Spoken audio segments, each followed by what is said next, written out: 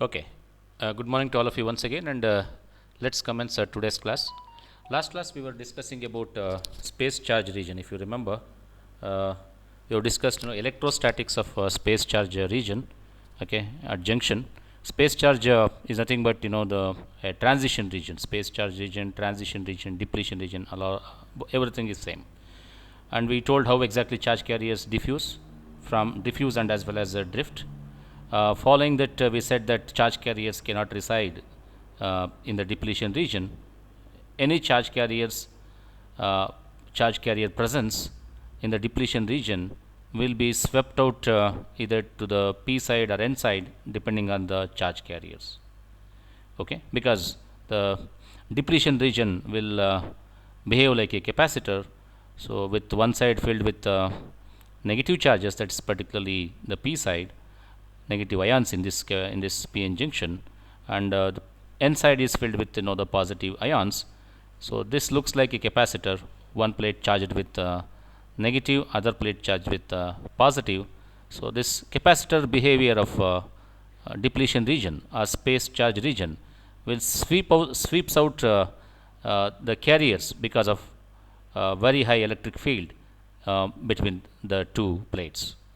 Next, we have seen the depletion region approximation. This is the structure of p-n junction, and we said that there is a edge of depletion region minus xp naught towards p side, xn naught towards n side. Depletion region as a function of distance we are showing here. 0 indicates that's the mid of depletion region, and as you can see here there are donor ions which donated electron and they have become positive, acceptor ions here. And also we talked about depletion width is not the same towards p side and as well as n side. It depends on the doping. Here the assumption is p n plus kind of diode. Therefore depletion width is more penetrated to the p side than the n side. And also we talked about this charge density graph as a function of distance. Okay, how exactly charges are distributed in this? Okay, though the charges will be swept to the p side and n side, but at any instant of time if you take the amount of charges that in the depletion region is shown as a step function here towards n side. You can see that the charges amount of charges which is q, this is q times nd, and the total charges you can calculate or q plus can be calculated here using this formula qa xn naught into nd. It is a function of area, distance from the junction, and donor ion concentration. Similarly, if you look at on p side, the width is larger, and you can see the distance extends from 0 to minus xp naught, and the charge density here is the upper level is going to be minus q times Na. It's a product of charge and acceptor ion concentration.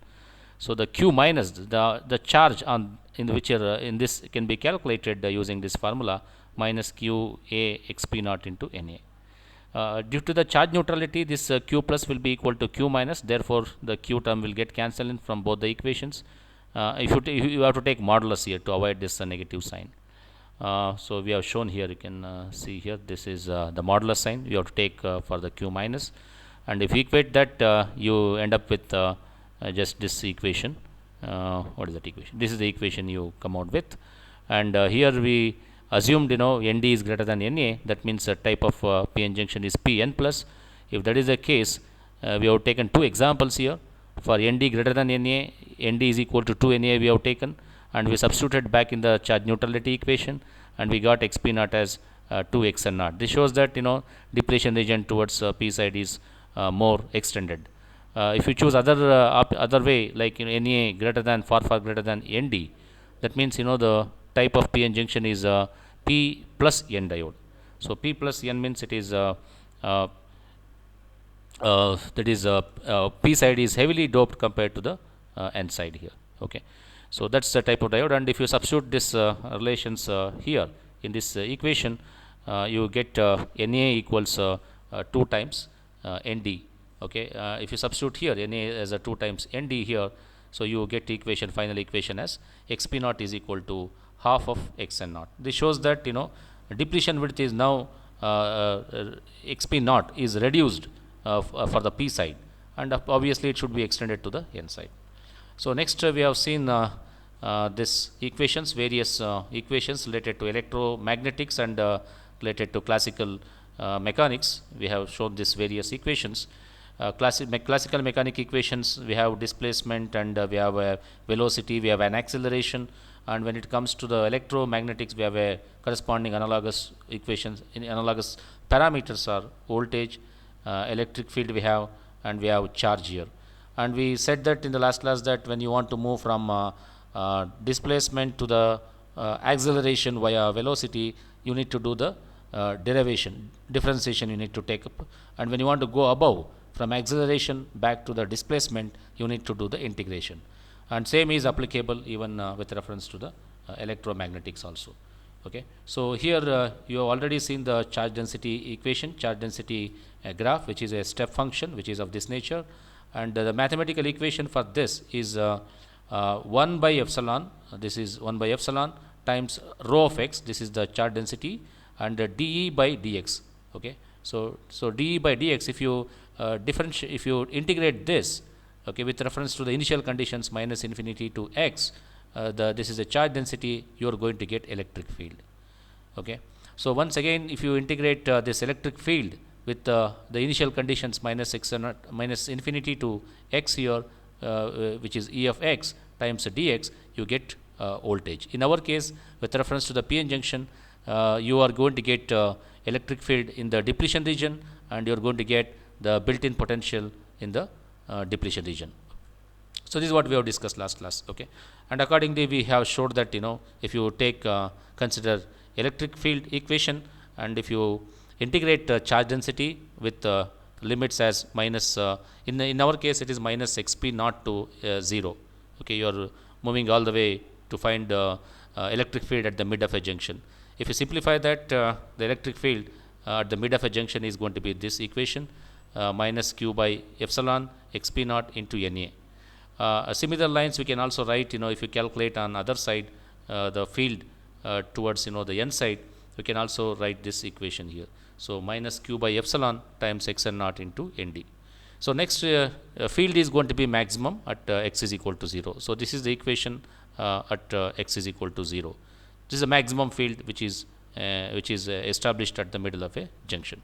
Next, to obtain a built-in potential, you need to again integrate this electric field, this voltage can be obtained by integrating electric field with the limits minus infinity to x. This is a formula, but according to the p-n junction, you should apply the limits between minus infinity all the way are coming from left side. Minus infinity means it is a left side in a p-n junction. Okay, and you are coming all the way up to this xn naught. Okay, up to xn naught here. So this is the end of edge of a depletion region to the p side. So if you integrate this E of x with dx, that gives us the value as minus w by 2 into E of 0.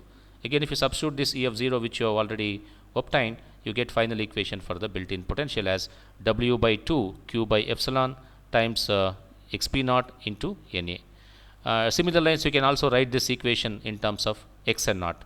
Okay, xn naught means you are calculating from from on the n side, from n side to p side. So this we are calculating from p side to n side here. The only difference is this is on the p side, this is on the n side. Of course, you can use any equations. Either you can use p side equation or n side equation. Okay, n equation. Okay, so the final equation for this is this w by 2 into q by epsilon into xn naught. Xn naught is the edge of a depletion region to the n side, and nd is nothing but donor ion concentration. And you can also observe here, if you plot this as this graph, it looks like something like a parabolic graph, and here it looks like inverse parabolic graph, and it both cancels and you get a constant value when you go deeper into the n side. This graph shows that it's a graph of the voltage with reference to the distance. This V of x indicates built-in potential, and with reference to the distance here, even though we have not showed here. So this is nothing but it is a x.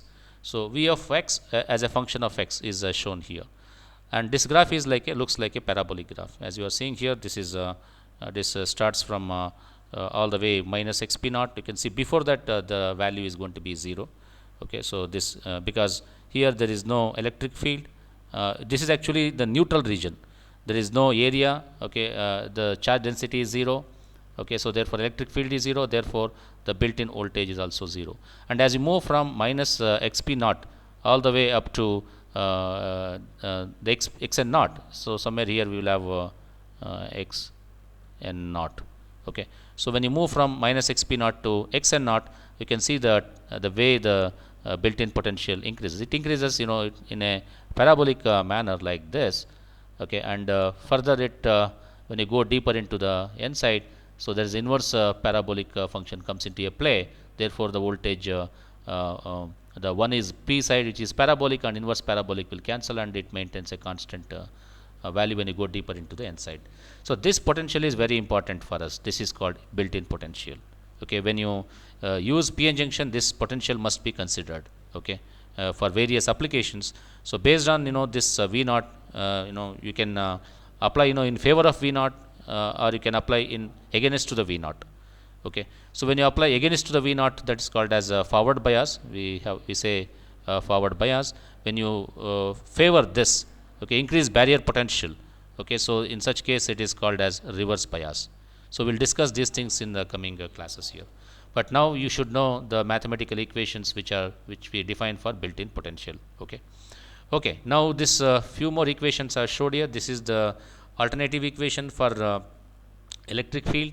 If you differentiate electric field, the voltage. Okay, not electric field. It's the voltage actually.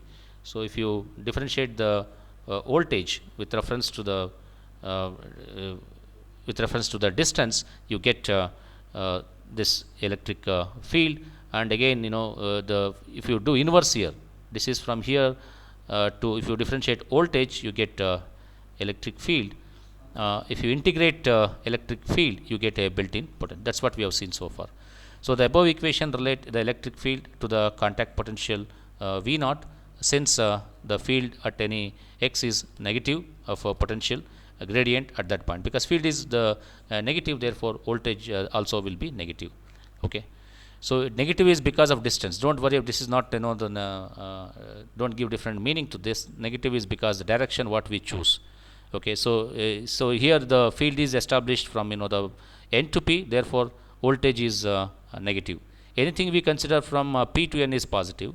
So in our case, the drift process is from establishes electric field from n to p, therefore the voltage polarity becomes negative. Okay, now let us see that the negative contact potential is simply the area under the EFX. We are trying to find another equation in for the depletion width. Okay, so let us see that. So negative potential, what we have said here, as we said, it is going to be a reverse triangle, something like this.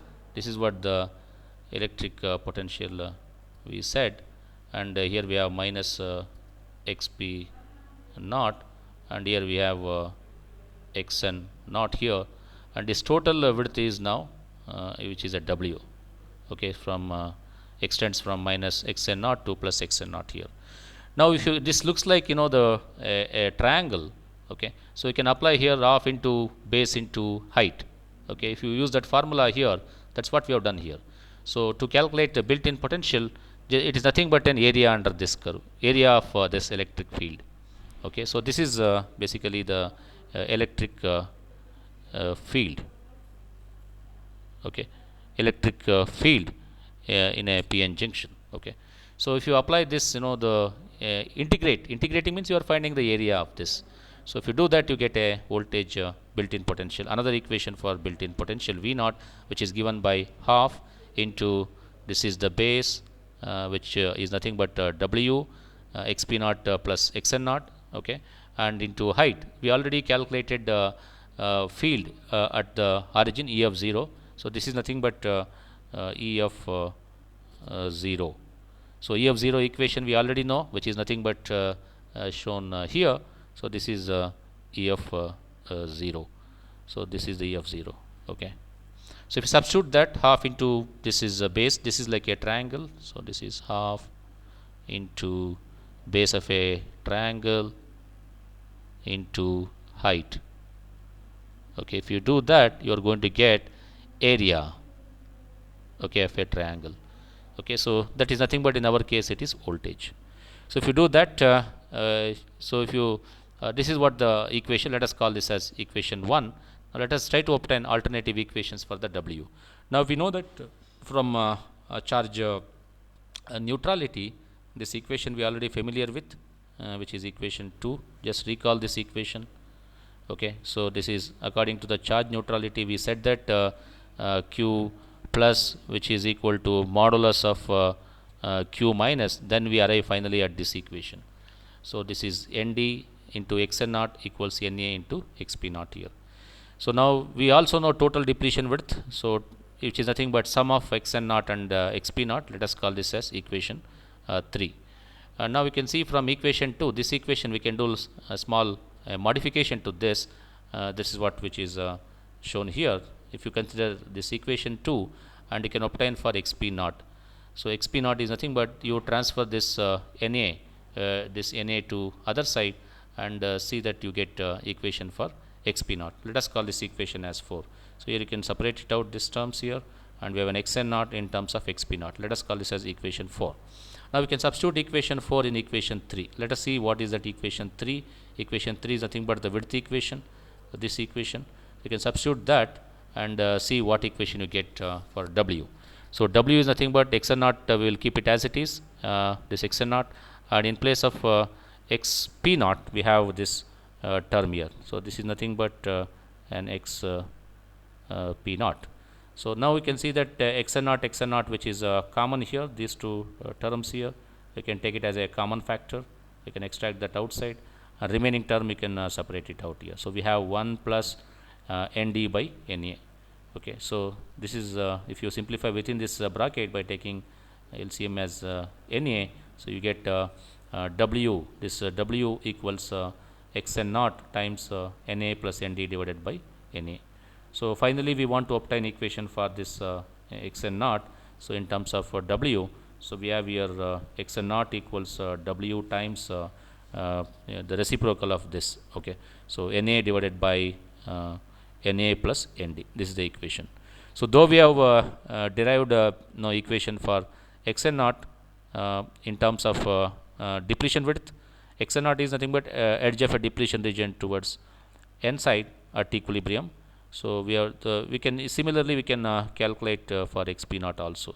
So we can write this Xp naught wherever there is Na, substitute as Nd. Okay, look at this equation here. We have an Na here, and that becomes an Nd here, and again Na plus Nd, that remains same. There is no change in the denominator here, that remains same. So now we have a two equation for Xn naught. So one is in terms of Na Xn naught, and Xp naught equation is in terms of Nd. These equations are important in solving the problems, because many times in examination, though derivation step by step is not required for you, but the end results are very important. You need to remember these equations. Okay, we have even few more equations on Xn naught and Xp naught. We'll derive it slowly. Now this Xn naught and Xp naught, you can apply that to the equation 1. Equation 1 is nothing but which is built-in potential. So now we will rewrite that equation 1, which is V naught equals we already said half into base into height. So in that equation you can substitute for Xn naught and see what equation what's the simplified value you get it here. Okay, so this is Xn naught here. You can see here this V naught is as it is. W okay, if you substitute for the Xp naught and Xn naught, so we have here you substitute in 5. So 5 is nothing but we have this Xn naught equation. Xn naught equation you can substitute for this here. This is equation is already shown here, and if you substitute this for this equation, I think you are going to get half into W by epsilon. This is as it is, Q times Nd into W into Na divided by Na plus Nd. Is it right? Just check this equation.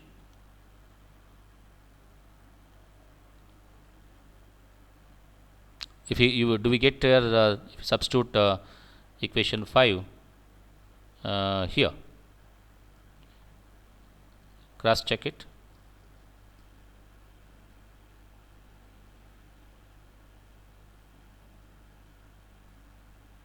Sir, what happens happens to xp not in the equation? Uh, no, because one will convert into other one, right? Now you have to substitute. Let us see here. Both substitution you need to require here. 5 means this is not only one equation, both equation. You try substituting, both the xp naught and xn naught equations here. That get converted into na nd, right?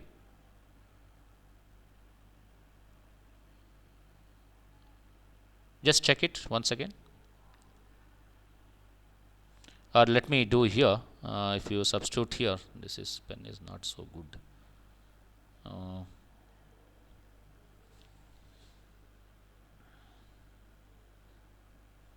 Let us say here this is half into xp naught is now w w into nd divided by na plus nd. This is xp naught. Let us put a bracket here, plus if you substitute for xn naught, which is w times na divided by nd plus na. Okay, now you see. Okay, so this is the equation into this other terms like q nd. We have another xn naught, it seems, right?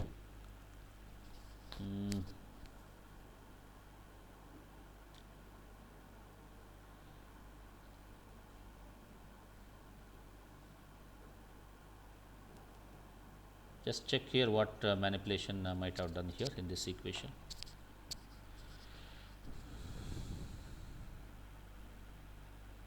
Because here there is nothing like xn naught and xp naught terms here in this equation. Um,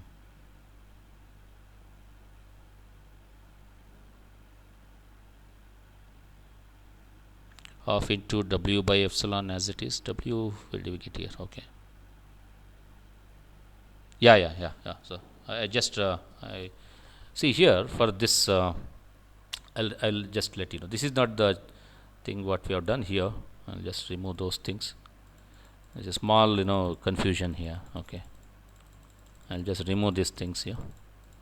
What we have done is very simple actually. Reality is simple, and many times we get confused. So this term already know, no? What is this xp naught into this? What is this equivalent of this? This is w, right? Is it not? This complete thing xp naught into xn naught. Look at the equation, previous equation. What we said here. W is equal to sum of xn naught plus xp naught. Okay, so that's what we have substituted here. So this is w, and there is an xn naught here. This term you can see here. So in place of this, the equation 5 comes here. Okay. Now I think you are able to get it now. So half into w by epsilon. This epsilon is taken here. Q nd w, and in place of xn naught we have na. This w will remain same. This first w. There's another w comes from xn naught. So we have w here. Na divided by na plus nd. I hope it is clarified to you now. Now you can see we want to obtain for w becomes w square now, and if you take every term to the other side, it becomes now square root.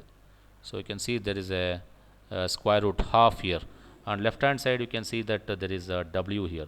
So w is equal to now 2 epsilon by q into built-in potential in terms of sum of this acceptor and donor impurities divided by Na into Nd, and entire thing is now is to the power of half 1 by 2.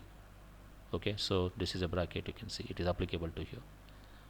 Okay, so now again within this also we can further do simplification here. So that's what we have done, modification here.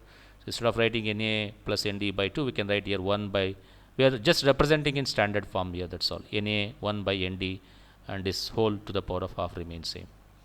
Okay, so let us call this as equation 6. Okay, this is equation 6. Now you can substitute equation 6 in 5. We know already equation 5 is a distance, right? Where is that equation? This is x n naught equation. We have in terms of W and as well as Na by Na plus Nd. Now we can substitute for W in this equation. We get another equation for x n naught.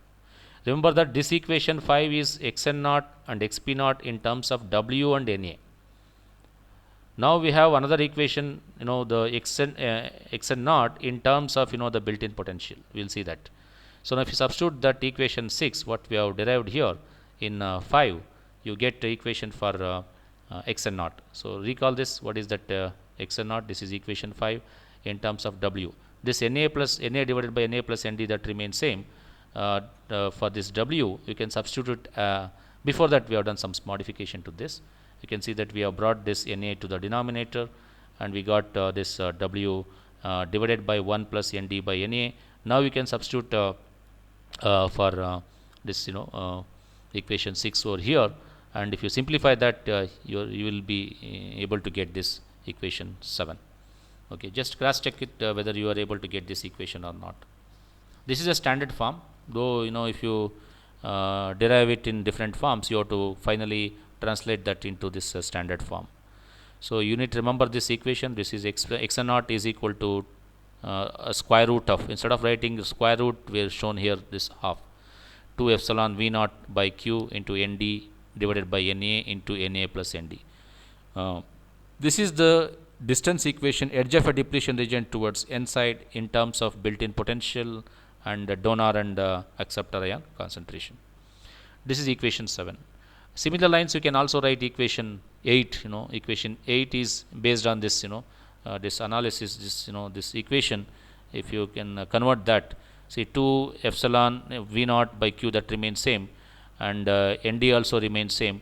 And even though if you make changes here, see wherever there is Na, so you can see that here this most of the things remain same. Even if you substitute for xp naught here, there are no changes here, because here which is if you simplify that, you get same equations here. Okay, so you don't see any changes in this here. So equation 7 and 8 is a transition region equation that extends further into the, and if you observe this equation, you can see that here what is that xp naught. Okay, and if you assume that this condition xn naught Na, if we assume this as Nd is very much greater than Na, as we have spoken earlier, the depletion region extend more deeper into the p side like this, and less into the n side like this. Okay, so that's what we have clarified here with this xp naught and xn naught equations here. Any questions about so far? You need to remember these two equations here, because most of the problems that we discuss we need to solve are based on these two equations here. So these are the final equations which you need to remember. Okay, any questions about this equation?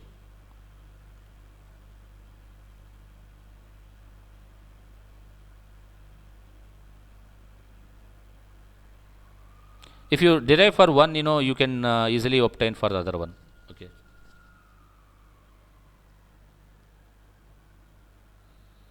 I hope we have taken enough time in deriving all these things here. Okay. Now let us move to the other things. So far we have discussed on electrostatics of the p-n junction. I'll now move to the other things like p-n junction. Actual p-n junction, what happens to the current flow, currents in the p-n junction. Okay.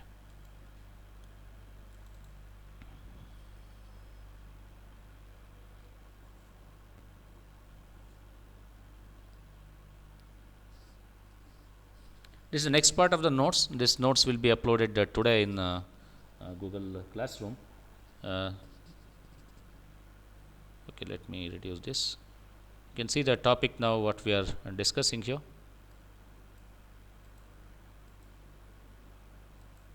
It is not moving little bit. Oh, it is okay. All right, and you can see the topic here. Let me choose this color as red here. Okay, so the next topic is forward and reverse biased p-n junction or biased junctions under the condition steady state conditions here. Okay, let us see here how to analyze this the p-n junction under steady state condition. So here basically we define first what is forward bias and what is reverse bias. Okay, so all this content you can find in the textbook. Okay, Just go through the textbook, you can find all this content here, okay, what we are discussing here. Look at the p-n junction now. So far we have seen the electrostatics of this p-n junction. Okay, we have discussed here, the p-n junction, when we dope it differently, how this depletion region penetrates, and doping can alter, many things, not only this, the depletion region. Okay, it also can alter the built-in potential also. Okay, now Vf is nothing but we denote it for applied voltage, forward voltage, and alternatively we have here Vr for reverse voltage.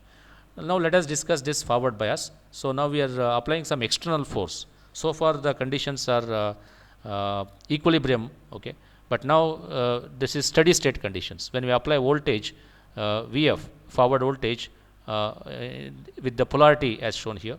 For the forward bias, you need to apply P region with positive voltage, external voltage. Okay, so this is a positive external voltage to the P side and negative external voltage to the N side, N region if you apply.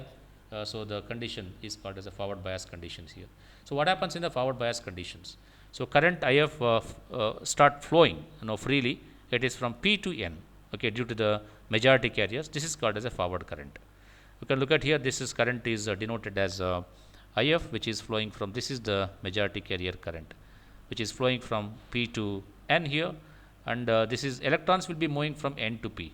Though we have showed here current flow from P to N, electrons move from N to P. Okay, so this is the forward bias condition, and current flows due to the majority carriers, and that's why this current is called as a forward current, which we denote it as IF here. So F indicates here this is the forward current. On other side, if you look at the junction which is reverse bias. Reverse bias means we are connecting P to the negative external voltage. Okay, this is negative is important here, external voltage relative to the P region, and N region now we are applying positive external voltage relative to the P region, and this condition is called as a reverse bias condition. So this is reverse bias condition. Because now here you can expect small amount of current because this is due to the minority carriers. So small current which is called as a reverse saturation current. Okay, reverse current here. Okay, which we denote it as IR. That's a current that flows, and this reverse current due to the minority carriers flows from N to P. Look at here, majority carrier current flows from P to N. Okay, whereas in a reverse bias, the minority carrier current flows from N to P. And virtually speaking, there is this current is so very small, maybe in microampere. So this will be in the range of microampere. Most of the times we will neglect this, the current. Whereas here, if you look at forward current, this will be in milliampere. Okay, so this current is a large value compared to the 1000 times, which is more compared to this. So therefore, this current is a significant value compared to the current that is flowing in the reverse direction. Now we can see that asymmetric current flow in a diode is useful in various applications. This what you are seeing here. Current is not symmetrical. That means you don't get here minus milliampere here. One is in microampere range. This is the reverse current, and other one is going to be the milliampere range. This asymmetrical current flow is basically used in a very popular application called rectification. We all know rectifier is a circuit which does the rectification job. Rectification means conversion from AC to pulsating DC. It will not convert perfectly to DC. Beyond this, you need the filters and the regulators. Once you do this, you can get a perfect DC. Okay, AC means something which is fluctuating like a sine wave like this. Okay, this fluctuation voltage is going to be 50 hertz. This is the frequency at which the AC signal keep moving. So this signal varies with reference to time, the value of this signal. Whereas DC is a constant voltage, something like this. Okay, so with reference to time. So at any point of time, you will have a constant voltage here. The voltage will not vary. Now to convert from AC signal like this, which is sinusoidal, to DC signal like this, we use rectifications here. Okay, so we'll see some of the other applications apart from rectification, but the major popular application of p-n junction is rectification. Because of this asymmetry of current flow in a p-n junction, that's widely used in rectification applications. Other application of the p-n junction, when you bias the p-n junction, we can use it in a variety of application like voltage variable capacitor. when you want to construct a capacitor out of PN junction, the capacitance value keeps varying when you keep varying the voltage. So these capacitors are called as voltage variable capacitors. Their capacitance value keeps changing when you alter the voltage here. So that's one of the application of the PN junction. I already told you that P and N region, the depletion regions of this behaves like the two parallel plate capacitor with P side occupied with negative charges like this and N side filled with the positive charges like this. This behavior, capacitor behavior, can be used in different applications.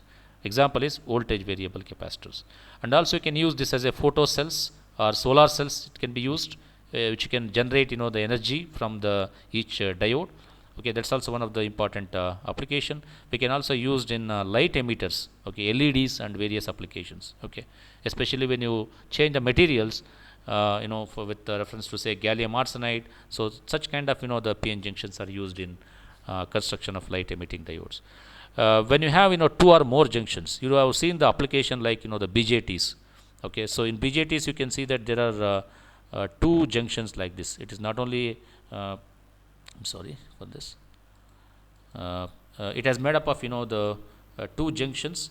I'll just show the PN junctions uh, in a transistor. We'll have three different layers like this. It may be the P, N, P, and you will see one junction here and you will see another junction here. Okay, these are the two junctions in a transistors. Okay, and even there are devices with 4 layers also. Okay, with like this, something like this. Though you don't study these devices in this course, there can be devices like this also as well. You can see this. This is P, N, P, and what kind of device it is? Anybody can name this device? This is a transistor with 3 regions and 2 junctions. This is bipolar junction transistor. Now what kind of a device this is?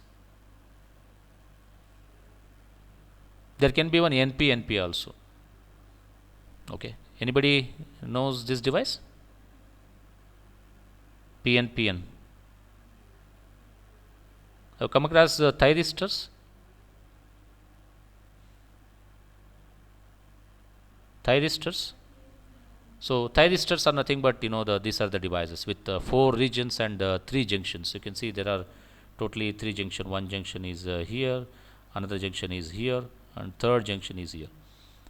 These are used in power electronic applications, thyristors. That means once you know the concept of the PN junction, that can be extended to the multiple applications like BJT, thyristors, and under this thyristor there are variety of devices like silicon controlled rectifiers used in variety of power electronic applications, diac, triac. So many power electronic devices can be made out of these PN junctions. For all these devices, PN junction serves as a basis. Okay.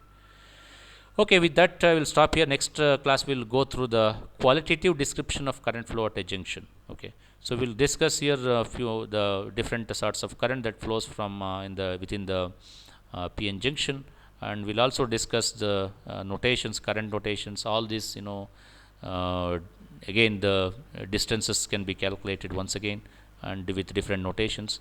So many things we need to cover. Okay, okay, we'll talk about this in the upcoming class here. Any questions so far before we wrap up today's class? Till today you need to remember this. We have started with the steady state conditions when we apply potential, what current flows in the junction. More detail of this, the forward bias currents and reverse bias currents, we will see in the upcoming class. Okay. Right now you need to remember the till different applications. Next class we will focus on qualitative description of current flow in a junction. Okay. So how exactly the forward and reverse current flows, okay, in a junction, those things we will discuss in the coming classes. So that's all for today, and we will again discuss in the next class.